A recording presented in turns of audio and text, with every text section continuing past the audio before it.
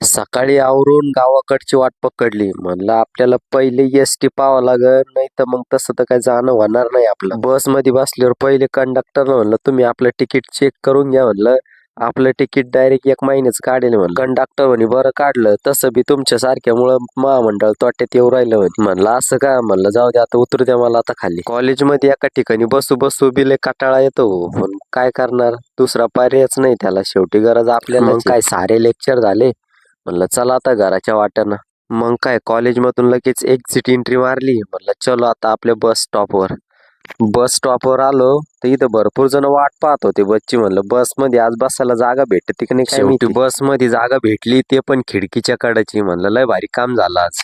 बाहेर वातावरण पावसाचं झालं होतं तर या आजीला वाटलं इथं मोबाईलच वाढलं होईल, तर त्या लगेच मोबाईल काढून पिशवीत ठेवायला लागल्या. म्हणलं "ओ आजी, महामंडळची बस एवढी बी खराब नाही का तिच्यातून पाणी आतमध्ये येईल."